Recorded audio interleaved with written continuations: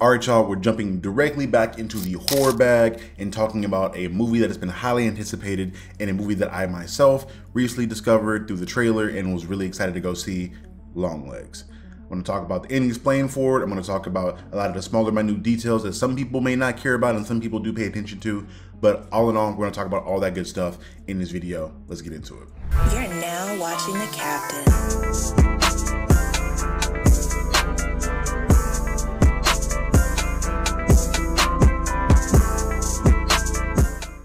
All right, really quickly, just kind of give people a preliminary of how this movie came to be and who was involved in it. Oz Perkins was the writer-director for this film. It is starring Maika Monroe and Nick Cage as the two main lead actor and actresses in this film. And it was distributed by Neon, a studio that I haven't seen up until very recent. They have a couple trailers out at the moment and it seems like they're more horror movie focused. So I got to do some more research into regards of how they came to be or who's behind that company, because I'm really interested to see anytime there's a new company that is very prominent in distributing or producing horror movies, obviously. Like I said earlier, this movie is going to be covered in two parts. One is going to be the kind of ending explain thing where I go through the entire synopsis of the movie and kind of give you guys a general spoiler overview for people that want to know what this movie is about without spending money to go see it. And the second part is going to be more of a focus in the stuff like the cinematography, the sound design, and just anything else that I thought was important for you guys to know about ahead of time. So again, let's kick it off with the ending explain and get into the synopsis of the film. Essentially, Longlegs is this predominant Zodiac type serial killer that has been prominent for just about like 70 years in this world. He essentially finds families, a mother, a daughter, and a father, and invades the home somehow, murders the entire family, and then disappears. But the caveat is he murders them without there being any sign of him even being in the house somehow. So the cops in this show are having a difficult time trying to figure out how the stuff is going on and how to figure this stuff out. This then leads into our main protagonist, Maika Monroe's character, Lee Harker. Lee Harker is a special FBI detective who seems to be very much so like a savant in her field. She is very almost borderline autistic, it seems at times, to where she's really antisocial and reserved and really into herself. You can tell that she has a lot of different things that are bothering her throughout her life that kind of led her to have little quirks and gestures and things about herself to make her really self-imposed and kind of to herself. But she is then put on this case because it is seen that she has some sort of like psychic ability, or like not really clairvoyance, but more of a psychic ability to where she can sense things. You see in the beginning of the film, she's on this other case where this other murderer is hiding in some house, and her partner are doing the regular cop thing, going door to door, trying to figure out where this person is. And you see her almost like have this moment where her supernatural abilities are kind of speaking to her, letting her know that, hey, the killer is in this house. And that kind of is a display of how her abilities work, and you don't really see her use the abilities too much more after this, to be honest with you. There's like one or two more instances of where her abilities are used, but it's something that's kind of shown to you to kind of show her connection to things later on in the film. But essentially, she is on this case now and she's helping them track this stuff down. She is doing this stereotypical cop thing where they're organizing all the different murder images and the evidence they have on like the floor and on boards to kind of help them put things together. They do the thing that I love in these kind of movies where they're getting on the scene and analyzing all the different pieces of evidence and whatnot. But one of the bigger pieces of evidence that comes up is this Zodiac killer style letter that Longlegs leaves at every murder, where he has this cipher of a cryptic code that he puts into a letter, and then he signs it with his name, Longlegs. So obviously the main character is going through and solving these ciphers and helping to solve the mystery. And it comes to find out that she has a connection to this killer. This killer knows her. And as we go throughout the movie, she's pulling on these strings and unraveling the mystery, and comes to the conclusion that we find out of Longlegs being this doll maker who is also a devil worshiper and worships Satan, and uses black magic of a sort, or some satanic magic, to create these dolls that have a little bit of himself and the literal devil himself inside of these dolls. But before he was creating the dolls, he would visit homes back in the day and again kill people in their homes in the name of Satan. But one day in particular, he visited Lee Harker's house and was speaking to her and was going to murder her mom and then murder her. But as her mother was like hogtied and was preparing to be murdered, she then quietly made a deal with the devil on behalf of her daughter to be like, hey, I will assist you in whatever you want to do. Just allow my daughter to grow up and be raised down the line so she can be an adult and live a long, healthy life and do all that good stuff that a mother would want her child to do. And after those events, we then learn that there's this kind of ritual that Longlegs and Lee's mother go into, in which Longlegs creates these dolls that are infused with the power of the devil and Satan and whatnot. And they're like lifelike model dolls of the daughter of each family. And he is targeting families in which the daughter is going into her birthday, in which the birthday is usually on the 14th, and he usually attacks to kill them 6 days before then. Obviously, like a 666 thing going on in regards to like the theme of the devil and Satan and all that good stuff. But they create these dolls, and the mother disguises herself as a nun, which is supposed to be, again, nuns have the imagery of this safe and sweet individual that everybody can trust. Everybody can trust a nun, right? There's no reason for a nun to be scary. She then goes door to door, approaching families, letting them know like, hey, you have won a prize from the church. The church has awarded you this big ass box gift of a toy or something of the sort, and I'm here to deliver it for you. And obviously these families not thinking anything of it. It's a nun. They then invite her into their home and allow her to deliver the toy to the family. And again, the toy ends up being this big ass lifelike model of the daughter of the family. But once the doll is inside and it's been unpackaged, the devil then has the opportunity to take control of the entire family and instruct the father to murder the mother and the child. But the key caveat is, and the big weird thing of this whole deal that she formed with the devil, Lee's mom then has to watch the murders happen. And we saw in the movie, in a lot of instances, has like the blood splatter or whatever else like get on to her. So over time, as she's doing this over and over and over again, because again, she has to do it to protect Lee and make sure Lee can grow up, she's like slowly going more and more insane. And we see that originally she was a big Bible goer and believed in Jesus Christ very much so thoroughly. As this is going on, she's slowly being like converted into a devil worshiper almost.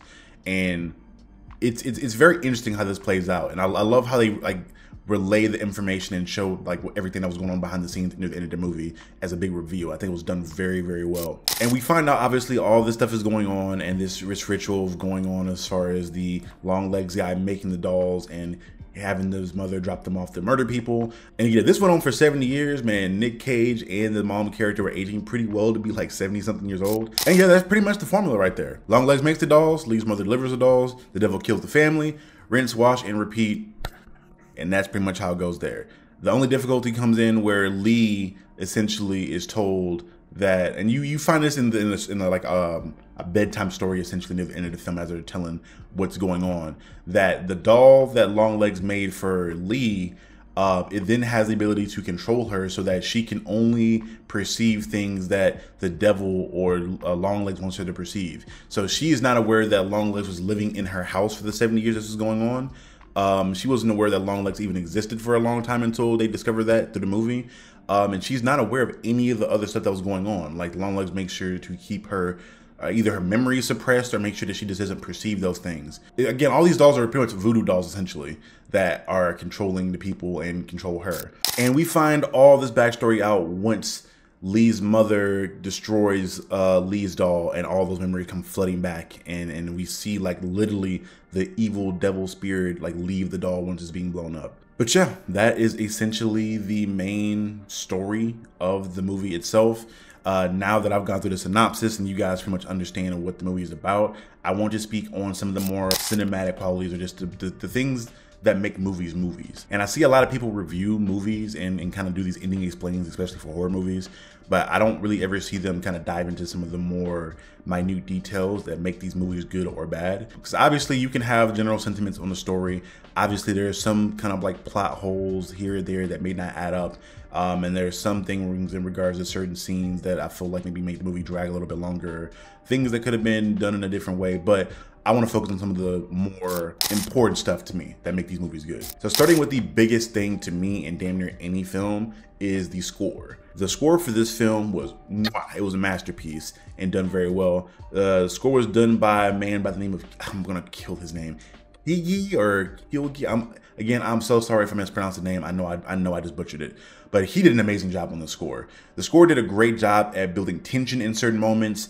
And it was very much so a score that accompanied the film and the cinematography like perfectly. It feels like the composer actually sat down with the director or the director of photography and like went through each scene and found perfect moments and perfect like instrumentation that fit those moments. Because you would have different moments in which the score would like kind of like walk you into a jump scare, almost in a sense where it's like not predictable that a jump scare is going to come. Because I mean, you can predict when they're going to come, but like the score was like walking you to it. Additionally, there are moments in which the score would do a good job at just keeping tension or building up a sense of atmosphere throughout the entire film. And those are the things that are really important to me, especially with horror, because horror and being scary and building tension is so dependent on the aspect of the sound design.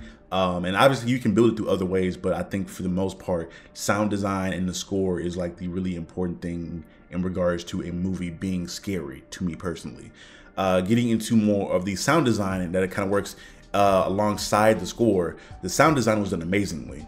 Like I said before, there were instances in which Lee would have these psychic episodes in which he's like thinking about things, or sometimes you could be just things as far as her trauma triggering or like PTSD triggering, where you have a disorienting sound that kind of shows and mirrors the representation of confusion she's having within her own brain in a specific scene. And that sound design would just accompany that very perfectly. And again, you see it a lot in films. It's nothing that's really super innovative, but when it's done well, damn it, it's done really well. It can make a really big impact on a film. And as I talk about each one of these things almost like sandwich along one another to make this perfect movie sandwich. Because next I want to talk about the directing and the editing, because the directing and the editing work in tandem with this sound design. And like I said before, in regards to a lot of the like build-ups into jump scares or how it will build tension in certain moments. The directing aspect of it was very much so sandwiched together with the sound design and everything else to form this really big, massive movie sandwich that was really good to me. And key example, this film is really obsessed with wide angle shots, and I think they use them very well. And the benefit of these wide angle shots in this movie in particular, in a lot of horror movies, is that it makes the audience almost prepare for something to happen or something to pop up in the background, because they would have these wide angle shots but then place the character or the actor either in the direct middle or like off to the side, offset, so that the other side of the screen has like a opening or doorway or something else off to the side. And the way it's shot is that the bokeh, which are people that aren't aware of what bokeh is, it's essentially like the background blur that you see when you're taking pictures or taking a video. Like you see in my own video here now, like you see the comic books and things in the background are slightly blurred. But as the background is blurred and it's off to the side, if you've seen a lot of horror movies, or even if you're just like new to watching horror in general, your mind is naturally drifts to, oh my God, something's gonna pop up in the background in that specific area, because the doorway is like well lit and it's wide open. And in this movie in particular, usually the things that are like off to the side are like brightly colored, so to draw your eyes there. So you want to watch where she is, or the actors are on the other side, but your eyes just happen to be drawn over there, and it just builds a sense of tension, like, okay, something's coming. And a lot of instances, stuff doesn't really come sometimes. You see like the apparition or like vision of the devil appear behind people sometimes, but for the most part, this film uses that to kind of keep you on your toes and build tension without having the score or the sound design kind of like kick it in the overdrive to make you feel like, oh my God, something's gonna happen. And I think that's this genius directing. I don't want to say genius, but it's great directing. It's really great directing, and from a fundamental level, and something that I've paid attention to, that I've seen great movies do. But yeah, like I said, the long shots are a big staple of this film. For the most part, like I said before, it's used in a very much so a way that it builds tension. But there are also different points in the movie where it just, to me, feels like it became more of a stylized thing as well, to where it just became like the style of the way this movie was shot, in regards to the wide angle lenses just being there so that you're focusing on the actor and their facial expressions and what they're feeling and whatnot. So I feel like this type of shooting, in regards to making the wide angle lenses there and then really giving a lot of background blur to the actor, it forces that actor to act with their face very well. And if you're questioning what I mean by that, in a lot of films, You see actors where they can maybe deliver a line very well, but they're really bad at acting with their face. It feels like maybe they're constipated, or they're like their face isn't matching what they're saying. My key example of that is usually like if you watch the early Harry Potter movies where Hermione Granger's like trying to act and be like all snarky and stuff of that nature. Her face, like she tries to act with her face. Emma Watson just doesn't really convey it very well as when she was younger.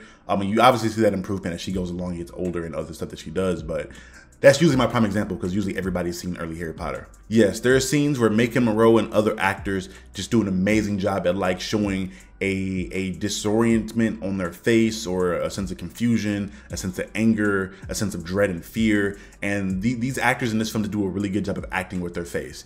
I think maybe, I want to say Nick Cage does, but sometimes I'm just not sure if that's Nick Cage acting or just Nick Cage improvising and being Nick Cage, which isn't necessarily a bad thing. But I don't want to give him that acting credit just yet because I just seen him do Nick Cage shit in this film. But everybody else, Blair Underwood, Macon Monroe, and the rest of the supporting cast do an amazing job at acting with their faces. And with that shooting style, it really enhances that. And it puts a lot of pressure on them to be great in this film as far as actors and delivering. And again, I will get into the big elephant in the room, Mr. Nicolas Cage. A lot of people have different gripes about his ability as an actor, and his involvement in the movie industry.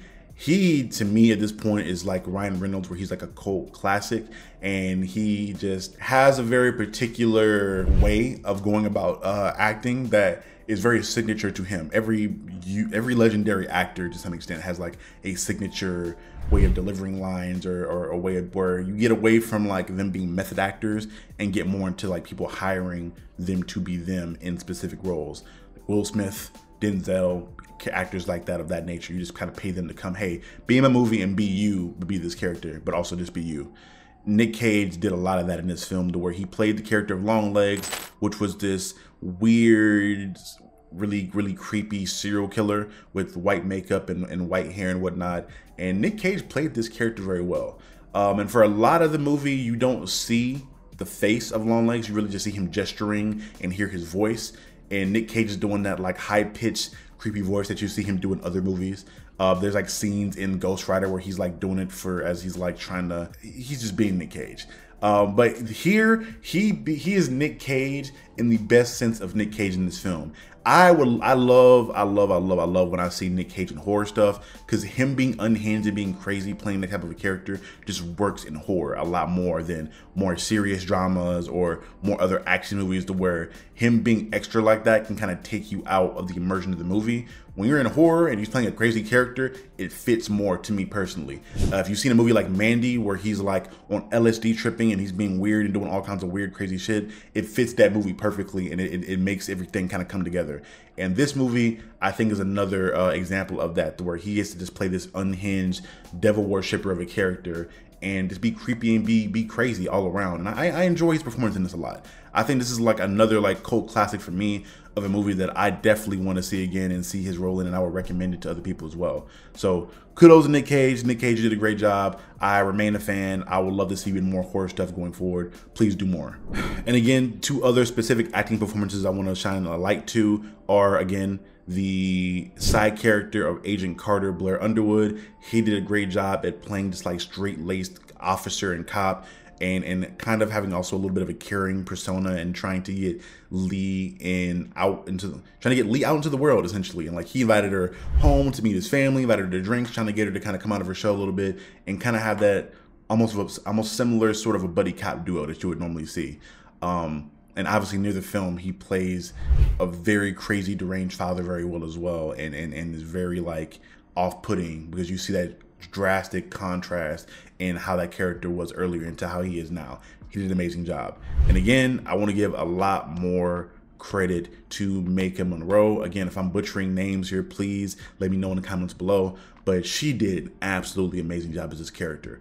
I have to see her in other stuff to see what other roles she's been in. I'd be very surprised if you were to tell me that she had never acted before, because when an actor plays a character that is either autistic or like borderline autistic in regards to like them being very antisocial and having little quirks and things that make them very different and very non-digestible, for lack of a better term, to the common people, some actors do the most and make it very much so not realistic, and some actors don't do enough. She was like in that pocket of acting where she was like right in that pocket very well as this character. And again, a lot of her acting was done with her face, and you saw a lot of the emotions he was expressing through her facial expressions, and it was done so well. And I want to give her a lot of credit for that. And I can't wait to see her in other stuff. I'm going to look her up after this review, actually, and try to find out what other movies she's been in, because she did an amazing job. And how could I forget the practical effects? Oh my God. Yes, I talk about this in every review I do in horror movies, whether that be on this channel or on my podcast, on YouTube, the In and Out podcast. Check it out right here. Editor, somewhere around here. Practical effects for this were done amazingly well. It was again, you hear it from a lot of people in regards to moving away from the CG aspect of it and making it more of a practical focus thing. I'm somewhere in between, where I love practical effects and the focus on them, because when they're done well, it's masterful work and it's not easy work to do. And I really love when there's a fusion of the two, wherein the practical meets the computerized stuff, and then it all melts together into one big beautiful pie. But for this film in particular, it seemed to be mostly practical, and it was mwah. The violence was mwah. The gunshots, even the stuff that was more like subtle and not directly seen. Like there's one scene in particular where the mom takes a double barrel shotgun and like point blank lets off on an FBI agent in the car, and you don't necessarily see the agent's head explode, but you see this huge, massive like blood explosion that seemed very visceral. And it was just done really, really, really well. And again, practical effects, dope. My bad. I forgot to talk about it and forgot to bring it up. People, don't criticize me. I'm sorry. I'm only human, but I fixed it. All in all, to wrap up, again, I've covered pretty much everything I want to talk about with this film in regards to the acting, directing, cinematography, sound score, a lot of things that I deem important about the movie. I want to give this movie a ranking. And one thing I want to start doing differently when I review movies is I want to make sure that I'm giving them a ranking of a cinema theater score and then like a home theater cinema score, where people watch. I feel like it's unfair for people to watch movies in theater and then people to watch movies at home and then compare the two. Because for me, watching a movie in the theater is a completely different experience than watching it at home. For one, the movies are mixed in and created to be optimized in a theater. A lot of the sound design and how things are made so that you can get the best experience in a movie theater, because they have these really big, expensive sound systems that make those movies more of an experience. Secondly, the audience. You get to watch this movie with a large audience of people. For me, a lot of the times with horror and I'm around reviewing things, I like to be by myself or like be in a very like sparse theater, just so I can like think a little bit more and I have more room to kind of like take my notes as I'm watching the movie. But in some instances like this one, watching it with a group of people and seeing and hearing the reaction of some people and seeing how certain scenes affected certain people, because there were definitely instances in this film where there were like hints of comedy sparse throughout that if you watch it at home with just you won't really catch how funny some things are, more than likely. But when you hear a theater of like 50 other people like chuckle at a moment because it was funny to you or funny to them, it kind of adds a little bit more context to how things can affect the crowd, because you're not really perceiving it from outside of yourself. You get a bit more of a vibe of seeing how this movie is affecting everybody and not just you, because I know sometimes I'm a very eclectic weird mofo and I have my different ways of perceiving stuff. So I just love to see how these movies affect the masses in action. It's like the sociologist in me. I love to see it. So for me, I would give this thing a movie score of like a 9 out of 10. In the cinema, this thing is beyond great. The sound design made this thing really great, and how a lot of the opening shots were just really creepy in different moments of it. And the home score, if I had to guess, somebody watching this at home where that doesn't have the super expensive sound system, they don't have the perfect lighting where they don't have to worry about a TV glare and other things like that, and potentially miss some of the more subtle things in the film, I'd probably give it like an 8, because you're gonna come out of that not thinking it was as spectacular as anybody else that saw it in the atmosphere of a movie theater. So again, I always recommend people to go see movies in the theater when they're out if you have an interest in them, so you can see it in its best form. Until you get some bread later on in life, maybe build your own home theater that's really expensive. At that point, you got the experience right there, big dog. You can do whatever. All it takes at that point is to invite people over to the house and watch it with you. But all in all, this was a great movie. I really enjoyed it. This was, for me, a success in the eyes of the directors, the writers, the producers, and the distributor in Neon. You guys did a great job, and I can't wait to see more of what you have to offer. So I'm excited to see also what this movie does in regards to the box office, because I know a lot of people are going to see it in regards because of the trailer. The trailer was edited very well and it got a lot of interest from a lot of casual fans. In my theater specifically, I saw a lot of people. It was damn near filled, and it was a lot of people of different types of backgrounds and everybody looked very different from each other. They didn't look like the typical horror crowd or just the particular type of people that would enjoy that kind of movie. At least from my perspective, I could just be talking on my ass there making assumptions, but I digress. Movie was great. People enjoyed it. Please go see it. Please go see it. This is a great movie, and I will see you guys next time. This has been Captain Diesel of Captain Diesel's Dojo. And again, if you have any sentiments that are different from mine and you disagree with my thoughts on the movie, or you haven't seen the movie yet and want to go see it, let me know what you think in the comments below. Please like, share, and subscribe to this video. I'm going to get more into horror as time goes on. I know this October I got a lot of stuff playing in regards to horror movies. And this is something I want to start doing more of the channel on, and kind of showing that I do love the horror genre, the industry, and I want to do more content around it at some point so that people can I want to put more of myself in this channel, more than I already have. So again, let me know what you think below if you enjoyed the video. And again, if you want to go see the movie, let me know that as well. This has been Captain Diesel of Captain Diesel's Dojo, and I'll see you guys next time. Peace.